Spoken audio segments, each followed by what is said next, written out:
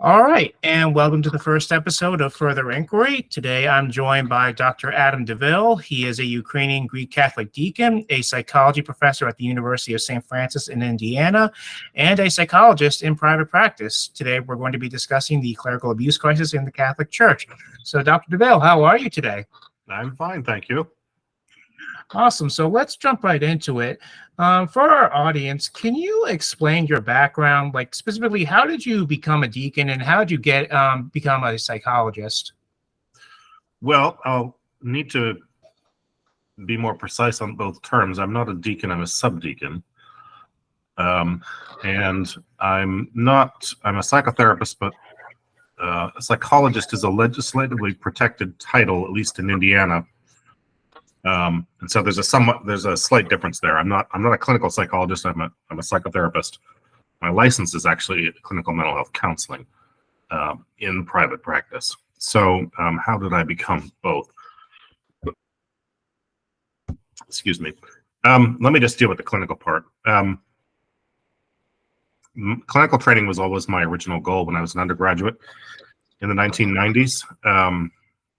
And then I got pulled into teaching high school and then decided to do a doctorate and realized that I loved the academic life. And so I've been on a long detour until writing my book on the sex abuse crisis in 2018-19, at which point I decided to resume clinical training because I was being what felt like inundated with stories from victims and victims' families in the church who had been just abominably treated. They hadn't really been treated at all. Most of them had been sort of shoved to the sidelines and not offered anything by way of significant help.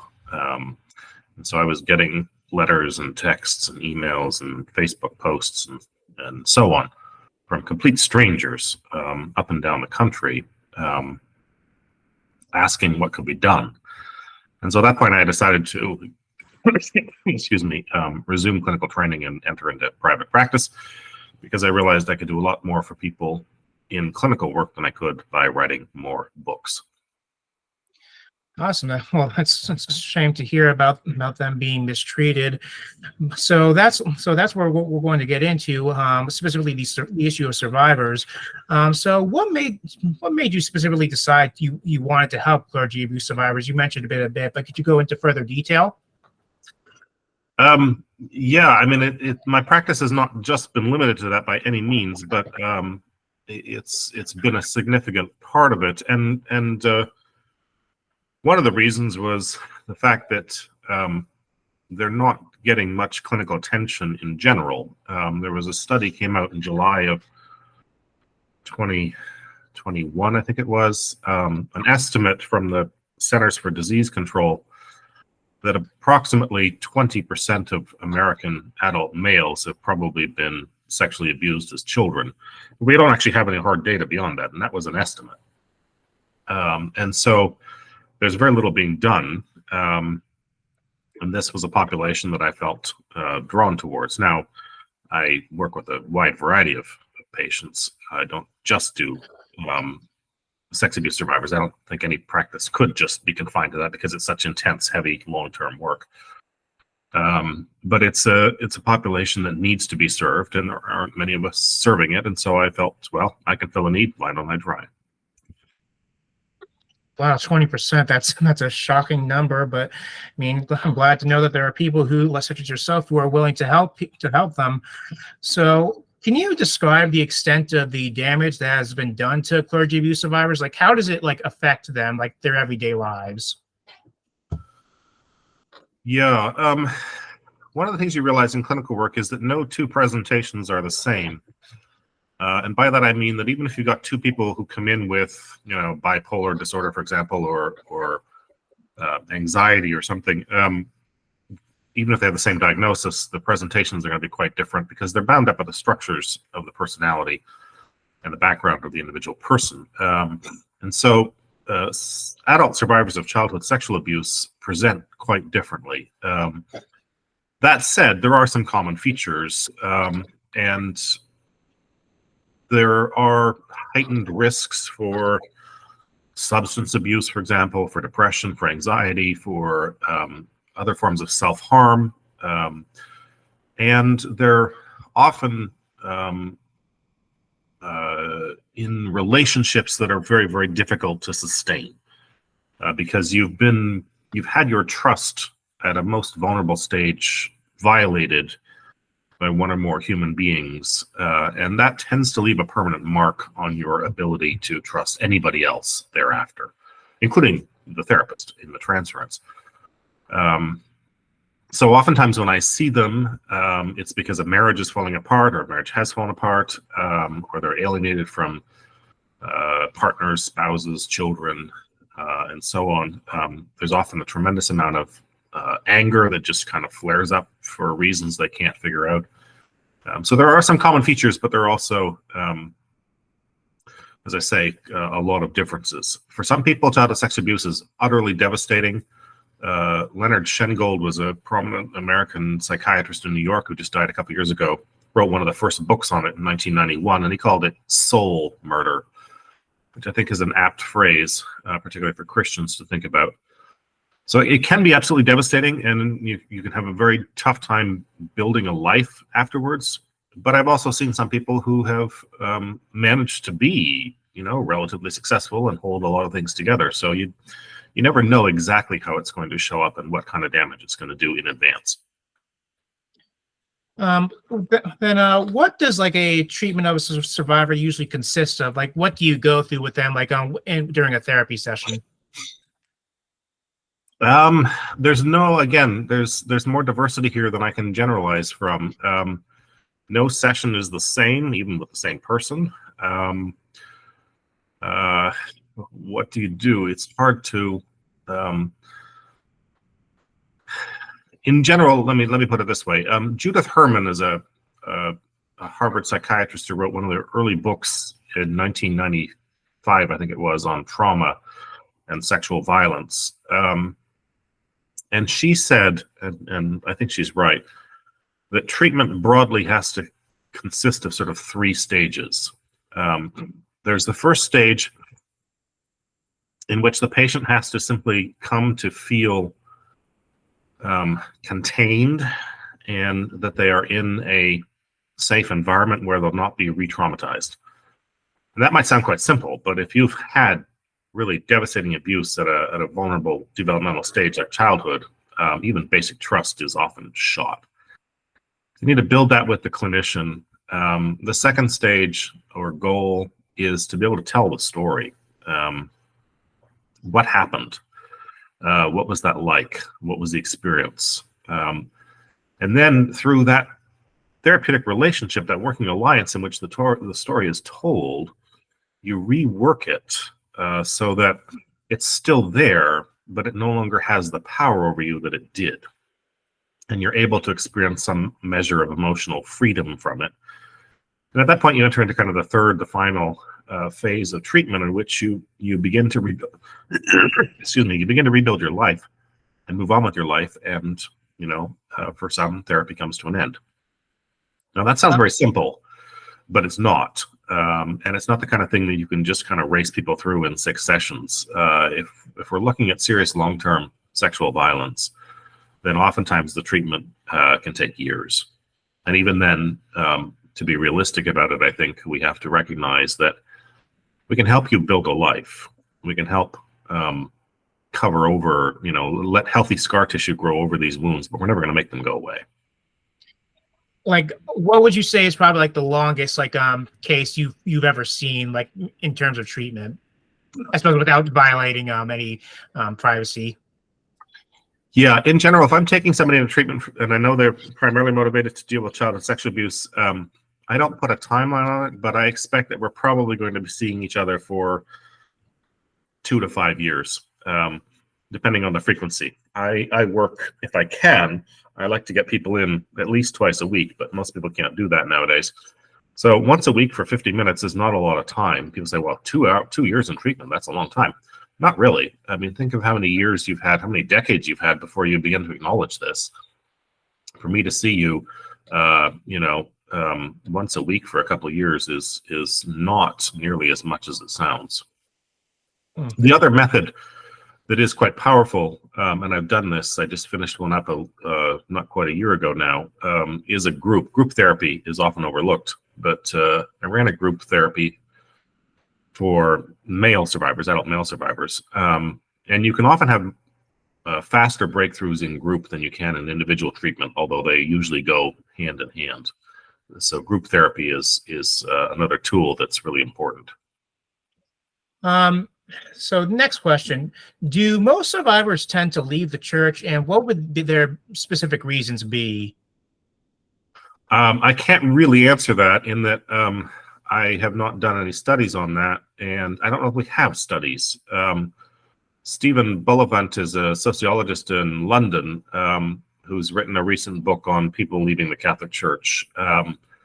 There's a whole variety of reasons, some of them not as obvious as we might think. But in terms of the survivors, I don't know if we actually have data. Anecdotally, I've heard from both survivors and families that some of them actually want to stick around. Some of them feel like this is my church and I'm not leaving. But it's very hard to stay a part of an institution that has both abused you and then ignores you afterwards. But as I say, I don't know of data to be able to answer that question with any real precision. Then I guess like for at least like for some individuals who have personally left, like would you say maybe in your own like professional opinion is leave for those that have left, is leaving necessary for their own personal healing? Yeah, I suppose some people might say that. It's really hard again to generalize from a small sample, and that's an individual decision. Part of good psychotherapy is not advice giving. So if people ask me whether they should stay or whether they should go, my response is always, well, what do you want to do? Because it's your life. And, I'm not here to tell you. I'm not a guru to tell you what to do. So, yeah, I've seen a mixed picture. I've seen some people who really keep their distance afterwards. But I also know some people who want to kind of maintain a connection to the church. For survivors who have reported abuse, like in your own experience, like how often have survivors like maybe experienced mistreatment by Catholics after reporting it?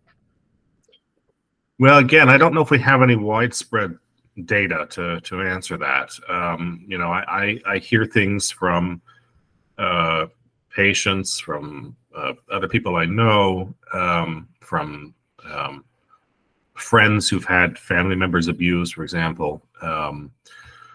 It's really mixed, their responses. And some people, but on the whole, I guess I could say this. On the whole, putting together what I have heard, which is not a lot, the majority of those people have not felt anything other than here, take a check, go get some counseling, get out of my office kind of thing. Like, this is not something we really want to deal with.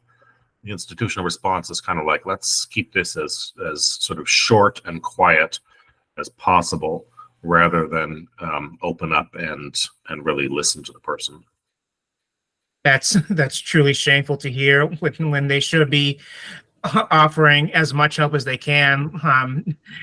And if it's, I would say it's up to the survivor if they want to make it public or not. But right, the church needs to do as much as they can to help the survivor instead of just writing them a check. It's just absolutely shameful of how they are treated like that.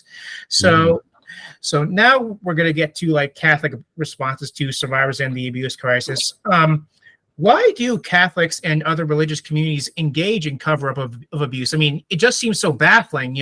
What makes it so difficult to do the right thing by, just contacting the police? Right. Excuse me. I don't. Sorry. I don't want to let anyone off the hook here. But a bit of context is perhaps important. Shengold's book, which I mentioned earlier, came out in 1991. And you can track in the clinical literature a developing awareness of the massive difficulties created by childhood sex abuse. We don't begin to track that in the literature really until the late 1980s and, in fact, into the 1990s. The operative assumption for much of the last century was that, stuff happens in childhood, just get over it, move on with it, no need to make a big deal about it. And institutions have very powerful reasons for protecting themselves and watching out for each other. And so even on those rare occasions when somebody may have gone to the police, it did not necessarily result in any sort of legal action. The police chief may have gone over and had a quiet word with the bishop because, the police chief was Irish Catholic, let's say, in Boston, for example. And the bishop said, okay, thanks for letting me know. And, might have had a quiet word with Father so-and-so in his office. And that was probably about as far as it went. So we didn't know how devastating it was. We didn't take it all that seriously. And we had very powerful reasons for not letting it get out because of the risk of so-called scandal. And so, again, none of that is to let anybody off the hook. Because all institutions engage in cover-up, whether it's legal institutions, political, clinical, religious, academic, and so on. They don't want their professional reputations being tarnished. Once we started to realize, though, just how devastating childhood sexual abuse can be, I think people started to realize we can't just continue to ignore it. That was sort of the first dawning awareness. I think for Catholics, the second piece of that was that aren't we supposed to be a body that is committed to the proclamation of the truth? Don't we spend our lives proclaiming the word of God? And doesn't the word of God say that the truth shall set you free? To be not afraid, right? To bring everything out into the open, to work towards the light and not to hide in the darkness, not to engage in works of deception. Aren't we committed to all this? Doesn't our scripture tell us all this? If so, then why are we hiding and covering up and so on?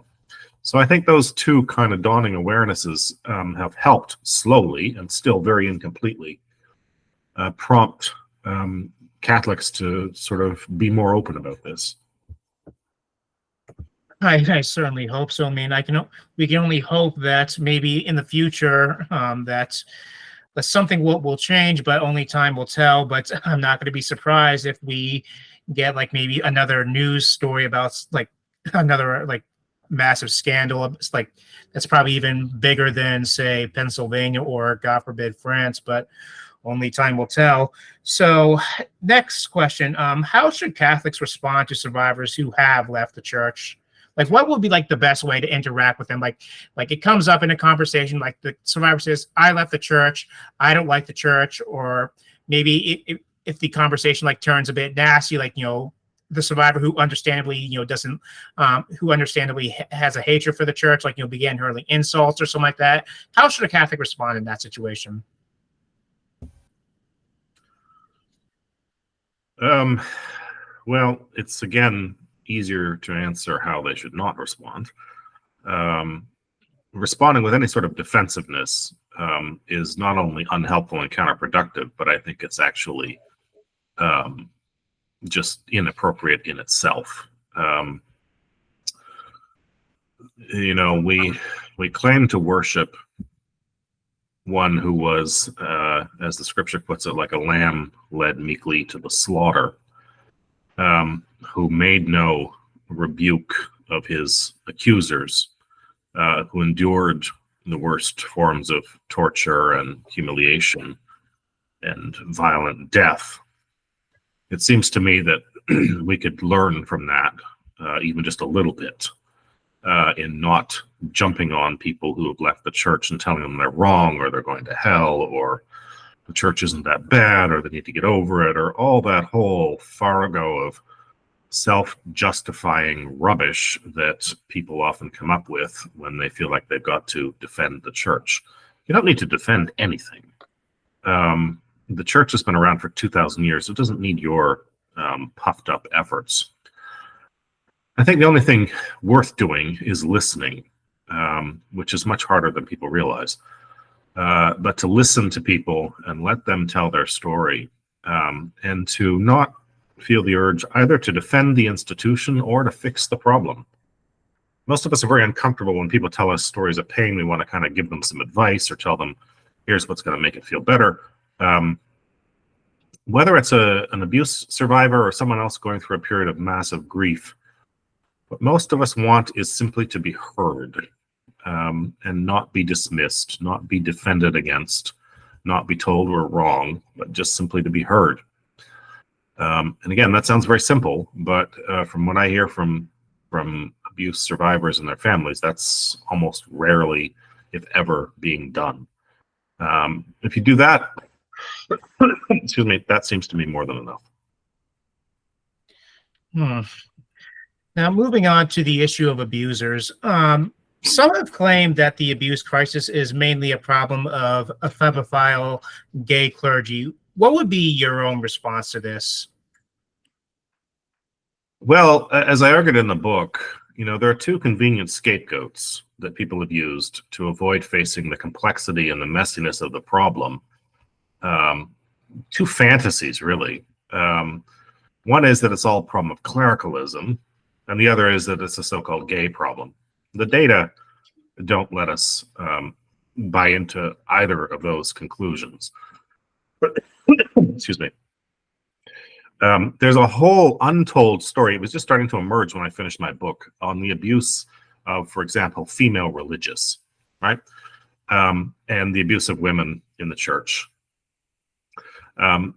Has it been overwhelmingly male-on-male abuse? Yeah, the data does seem to support that in most contexts, including North America. But that doesn't mean that's the whole story by any means. And so what, right? That's kind of irrelevant. Abuse is abuse. The person being abused is a human being. The person doing the abuse is a human being. Whether they're of the same sex, the opposite sex, old, young, doesn't really matter. This is somebody doing something horribly wrong to somebody else. That's really the focus here. And so, we've spun these fantasies that, well, we have to have more humble clergy who don't engage in clericalism. Great. We have to keep out the gays from the seminaries, whatever that means. These are preferred fantasies that people have because most of us tend to like to find simple solutions to what we imagine to be simple problems. And they're not simple problems. And it's not just male on male. There's, as I say, a substantial portion of female. I've treated female victims in the church. And there's a lot more out there that we haven't heard from yet.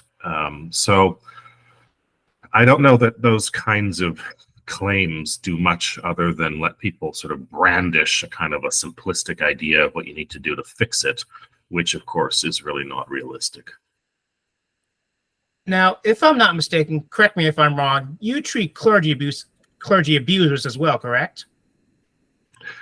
I treat other sexual abusers, adolescent and adult. I have not had any clergy yet. Have you had any colleagues who have treated clergy abusers? Not people that I know well. Yeah, because I was going to ask, what made you decide to treat such individuals? Like, I don't know, like if you've maybe read any data, or literature on it, what would you say probably at least motivates a clinician to treat sexual abuse, regardless of whatever their profession is? Yeah, if you want a longer answer on that, I wrote an article in Commonweal about a year and a half ago talking about my experience treating sexual abusers. It's not a population I thought I was going to work with. Most of us probably, when hearing about it, kind of recoil from it, as I initially did years ago. But I have very trusted colleagues who've worked in some of these programs for years, and asked me to consider joining, and I did, and I'm very glad I did. It's not easy work by any means. Clinical work rarely is. But it's important to see them, excuse me, as human beings. And I think a lot of us can't do that.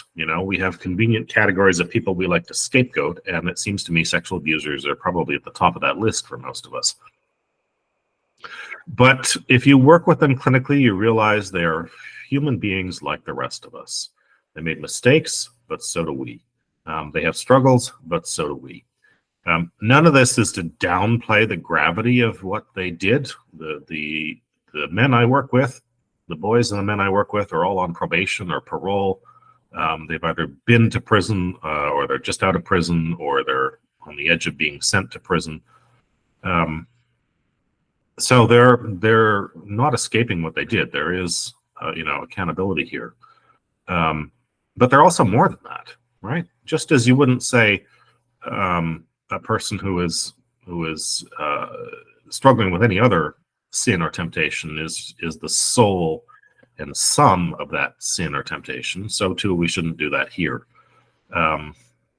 They deserve to be respected. And that, to my mind, is just basic theology and basic psychology, right? Basic clinical practice says you have to be open to every single person who walks through that door and treat them with the same, treat them in the same way, with the same respect and empathy that you would for anybody else. And that's Christianity 101 right there too, right? To love your neighbor, to love the stranger, to love the evildoer, to turn the other cheek to the one who strikes you. So can it be uncomfortable initially for people? Yeah.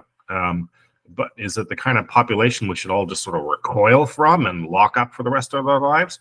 No, because that's neither Christian nor human to do. It's definitely not a very popular opinion that I'm quite sure. I know. Yeah, I know someone who's I think she's worked with a sexually. No, actually, no. I know that she's not a fan of the sex offender registry in it, but I believe she's advocates like mercy and redemption, I guess you could say. So moving on, I guess like probably the biggest question is, why do these men commit their crimes? Like, either clerical abusers or any sexual abuser in general. Why do they do it? Is it for sexual gratification? Is it for a sense to feel powerful? We're still learning and studying. This is a population, again. We only began to take the victims seriously about 25 years ago in the clinical literature. It's even more recent, really the last decade, that we've started to study the abusers. So there's still a lot we don't know, which makes answering questions like that a bit hazardous. The answer that I could say would be that what motivates abusers is almost as diverse as the population itself. We perhaps have this image that sexual abusers are kind of creepy old men in their middle ages, kind of losers on the edges of society, perhaps. But in fact, we see abusers from all social strata, from all economic classes, from all religions, from all educational backgrounds, ethnic, cultural backgrounds, religious backgrounds. There's a tremendous diversity there. What motivates their actions? Again, the data is not, we don't have as much as we would like at this point, but it does seem possible to say that a small percentage of them are motivated sort of primarily by sadistic motives. A larger percentage of them are motivated by opportunity. There's a lot of sort of one-time offenders in the literature. It's not like you've been abusing little boys for 40 years or something, with 1,000 victims. Sometimes it's a one-time thing. A lot of it is loneliness, misguided search for affection, even basic physical touch. So there's a variety of motives, none of which justifies abusing anybody. But as I say, it's hard to give a definitive answer, because people do it for different reasons. For some, it is a sexual thrill, but that's not the only reason for all of them. Now you talked about like the diversity of like treatment for survivors. Mm. What would like treatment of an abuser consist of? Would it be just as diverse, or maybe is it more a bit like straightforward or like Mm. generalized? Yeah, in some ways it's very similar, because what we often see with abusers is that they have come themselves from often very difficult, sometimes even fairly horrendous childhoods, where they were, subjected to abuse themselves, or parents were not around, or there were, lots of problems with drugs and violence and instability in the home, in and out of the foster system. Um, Treatment of those who are attracted to, for example, minors, is very difficult. We don't actually have a lot of well-established treatments. And so what seems to be the emerging trend today is trying to figure out new protocols for these treatments, because a lot of the protocols that were used in the past are no longer permissible today. So for example, 30, 40 years ago, certain abusers of children were often put on what was called chemical castration, given drugs to take that sharply reduced the production of testosterone. A lot of the past practices of treatment have been discredited, and so we're figuring out what to do today. But in terms of standard psychotherapy for someone who's referred to me, again, oftentimes it's working through a lot of their issues and then building up their own capacity to maintain critical insight, that is to mentalize, and self-control, so that they don't reoffend. Now, let's see, where was I? Now, moving on, like for clinicians, for Catholic clinicians, is it difficult reconciling what you are trained in with your faith? No. Erich Fromm, one of the great psychoanalysts and social critics of the last century, he was a friend of Pope John Paul II, for example. Erich Fromm said that both Freud and Jesus have the same goal, right? They're both two Jewish teachers who are committed to the destruction of idolatry and the pursuit of the truth by which we are set free. And so, in my mind, those two things have always been crystal clear. We're here to seek the truth which sets us free, and there is no opposition between theology and psychology on that point. Now, we've talked like this, like off the air before. As a clinician, what do you find problematic when Catholics tell survivors to "quote unquote" offer up their suffering? That's horrible language, which nobody should ever use. It's not your position to tell somebody else what to do with their pain. We resort to these gruesome cliches and these wretched little phrases: offer it up, move on, get over it. She's in a better place. It's for the good. All this kind of stuff, to deal with the sort of the mystery of evil in some ways, and the fact that we don't have clear answers to a lot of our struggles. No, it would be far better for people to just keep silent if they can't say anything beyond these horrible little slogans. It's not up to you, regardless of the person you're dealing with, to tell somebody else how to respond, whether it's to the death of a spouse or a child, to being abused, to some kind of devastating loss. That stuff does not help, and it's incredibly patronizing to be on the receiving end of that. And so when people say, "Well, I don't know what to say," I say, "Well, then don't say anything." Right? It's what a chaplain I trained with 30 years ago used to call the ministry of presence. My first clinical job was doing pastoral counseling in a large nursing home with people who were dying.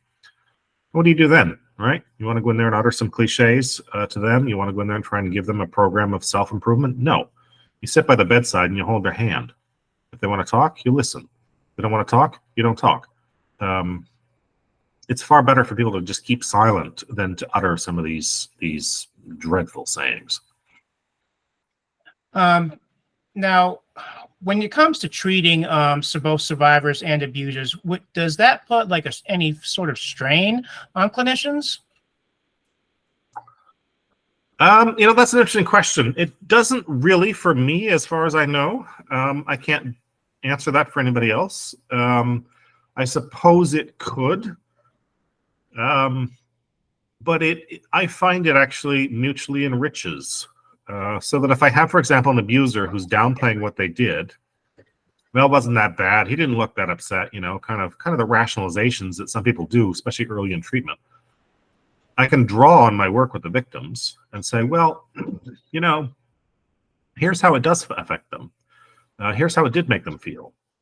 Here's what they tell me. I mean, I don't break confidentiality, of course, but draw some general lessons from work with survivors to help the abusers see a little bit just how devastating the work is, how devastating their actions were, and the damage is. So that, yeah, I suppose it could be a difficult two populations to serve at the same time. For me, the underlying basis, though, is the same, and that is that whatever you come in with, you're still a human being. And that's where we begin. I don't begin with a label on you. Well, this person's a depressive, this person's a schizophrenic, this person's a child abuser. You come in as, Mary or Pierre or John, Sally, whatever. And that's where we begin. Going back then to the issue of abusers,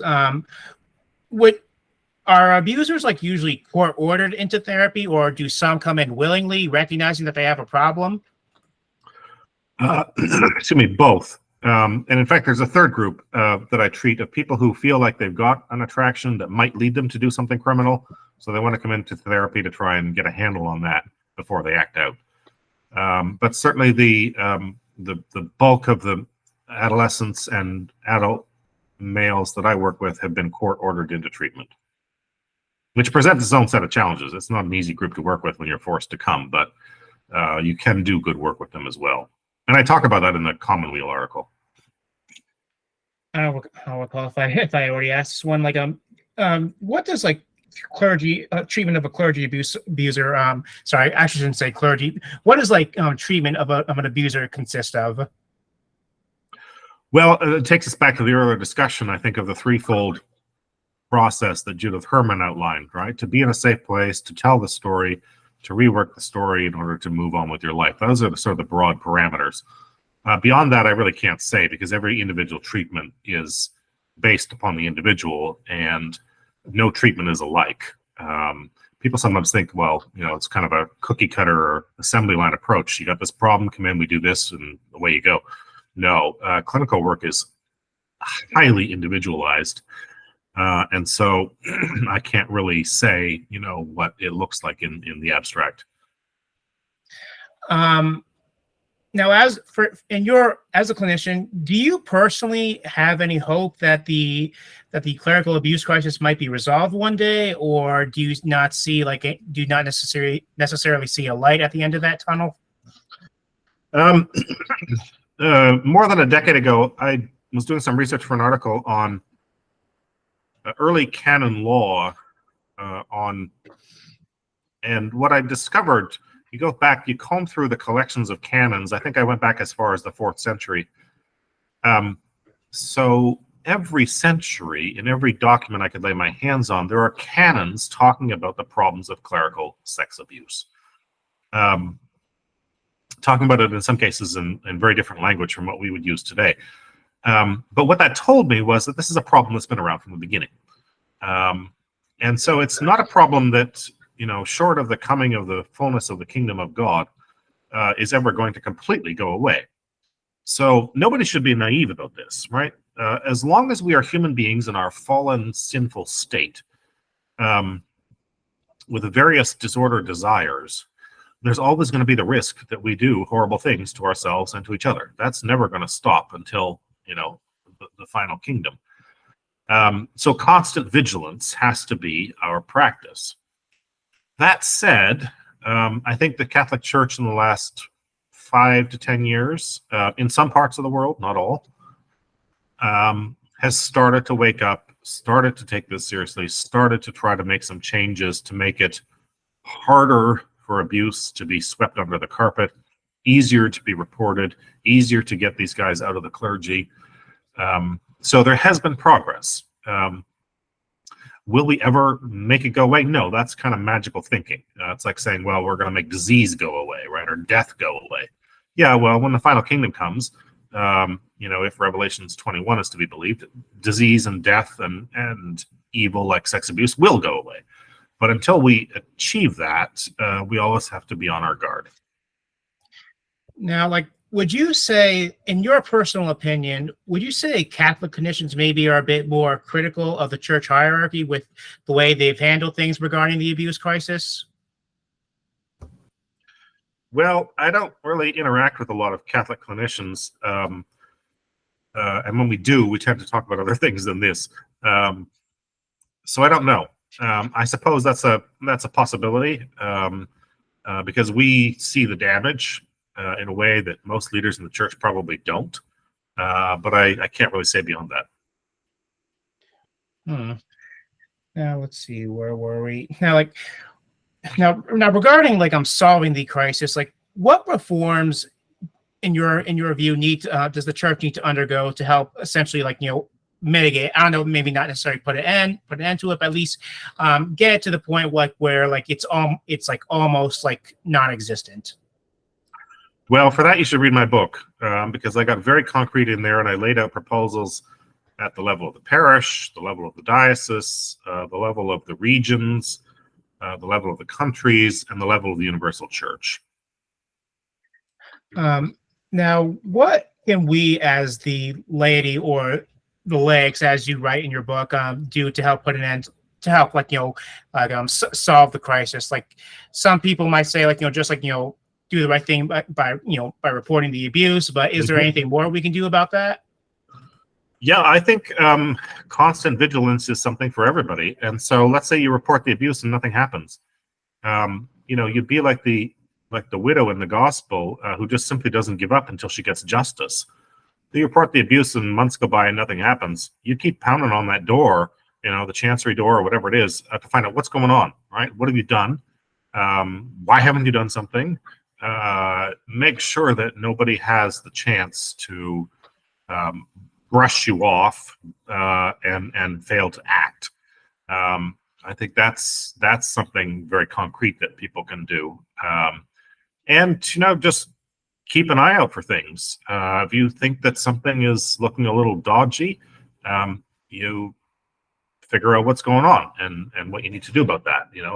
If there's something that makes you uncomfortable, don't just ignore that. Pay attention and investigate and see.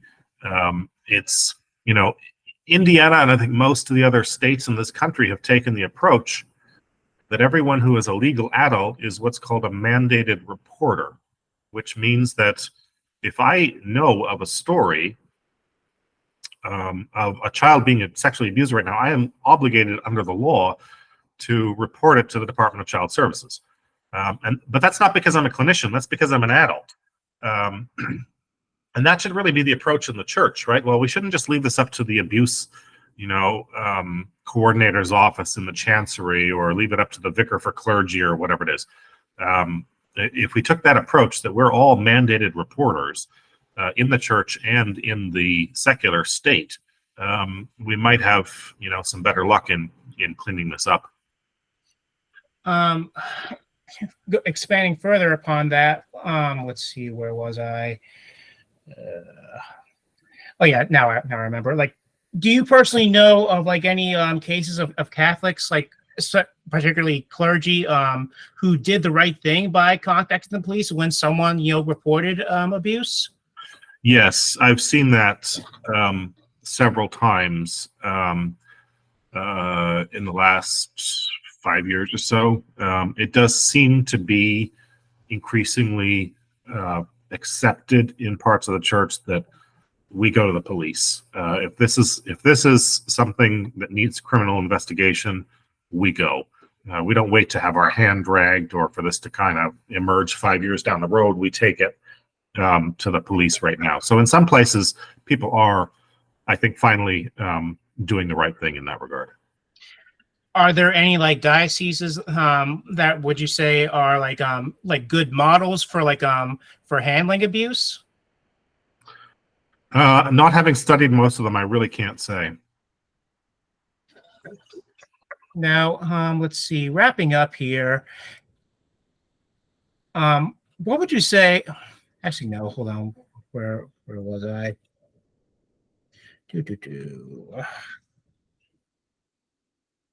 Yeah, I guess we'll just wrap it. So can you tell me, like, right now, like, are you working on anything new? Are you working on any books or articles about this? Not about this topic in particular. I'm working on a book right now about, with the tentative title on being a psychiatric monk, which part of it will explore the connection between early Christian monastic practice in Evagrius et Pontus on the one hand and Freudian psychoanalysis on the other. No, I wrote that article in Commonweal on my work with sex abusers. I wrote that entire book in 2019. I think I've said, and there's a slew of articles I wrote for Catholic World Report, the National Catholic Reporter, or the National Catholic Register, America, Commonweal, Catholic Herald in England, diocesan papers, OSV, our Sunday Visitor. So I think I've more than said my piece over the last decade on this problem. I don't anticipate writing much else about it, but who knows? Could change down the road. Going back, like I actually wanted to go back to the issue of clergy abusers. Like, who would you say like are probably some like the worst offenders in terms of covering up abuse? Like, whether it's like any individual, like layman, or clergyman, etc. Well, I don't know that we have an Olympics of offenders, and so I can't really say that. A lot of the stories have been particularly horrendous. The one that stands out in my mind, I suppose, probably because it was the first, goes back to 1989 at Mount Cashel Orphanage in St. John's, Newfoundland. I grew up in Canada, and that was the first big story that broke. People in this country talk about Boston in 2002 or McCarrick in 2018. But the 1989 story in Canada, decades before, really put this on the radar for me. And that was a long-term, multi-generational, multi-decade cover-up of, in some cases, really sadistic abuse. There's people that abuse for sexual reasons, and then there's people that abuse to cause pain because they enjoy pain. And to read the report on the Mount Cashel Orphanage, which was run by a Roman Catholic religious order, it is, again, probably because it was the first one I came across when I was in my late teens, forever seared in my memory. But that doesn't mean that it's the worst. I don't know that. I'll leave it at that. Like, what consequences do you personally foresee occurring if the church continues to go down the path that it's currently doing, not doing its utmost to help survivors and also bring abusers to justice? Prognostications about the future are kind of a hazardous business. People have written off the Catholic Church in decades and centuries past, and then it comes roaring back. So I don't know. I think there's going to continue to be a slow decline in some places, partly connected to this, but partly for many other reasons. But we also know that the church is growing in other parts of the world. So I wouldn't hazard a guess as to what the future would hold. There's another question I wanted to ask about abusers. I know you said some of them come from broken homes. Do abusers have some devotion to some sort of faith, whether it's Christianity or something else? Yeah, as I said, they come from every background. So you can be Mennonite, Mormon, Buddhist, Muslim, Irish Catholic, German. You can have gone to mass every day of your life. You've gone to mass once a year. There's no single pattern here. People can come from incredibly prosperous, healthy homes and abuse, but they can also come from incredibly destructive, basically non-existent homes and not abuse. So background does not dictate future conduct. Are there any signs that someone should be aware of, like, that someone could potentially be an abuser or is trying to groom a potential victim? Yeah, grooming is an interesting topic. We're just starting to see some interesting publications on the last couple of years. In fact, I wrote an article about that for Catholic World Reports probably 2 years ago now, sort of looking at, can't remember how many were on the list, maybe 7 or 8 criteria of grooming behavior to watch out for. So that is something that people should keep an eye out for, and just trust your gut. If something feels like this is a little bit off, or this doesn't quite make sense, or I'm not quite sure why they're doing this, then investigate and find out. People have also said, that a major part of this issue is clericalism. How would you personally define that issue? Yeah, as I said earlier, that's one of the 2 convenient scapegoats, and I'm not convinced that that's the problem. That's part of the problem, but it's not the only part of the story.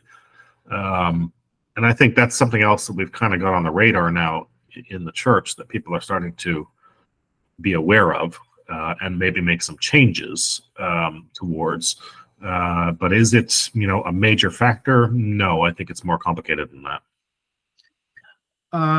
Going on, a question about your book. On page 41, you say the church needs to undergo a, quote, necessary iconoclasm, unquote, with regard to paternalistic titles, images, and practices. Mm-hmm. So what would you say are some examples of this? Well, look at how we have basically stolen from the secular world various exalted titles, forms of dress, residences, forms of deference to clergy, particularly bishops.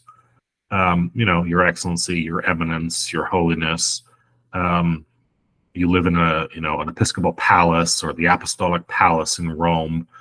We genuflect before you. We kiss your hand. We kiss your ring. None of this is Christianity, right? This is all secular court ritual that we've borrowed from the royal courts of Europe, and before that of so-called Byzantium. We exalt these men and portray them in these absurd fashion. They're just men. They're just some guys, and I think we really need to take that seriously. They're just human beings like we are.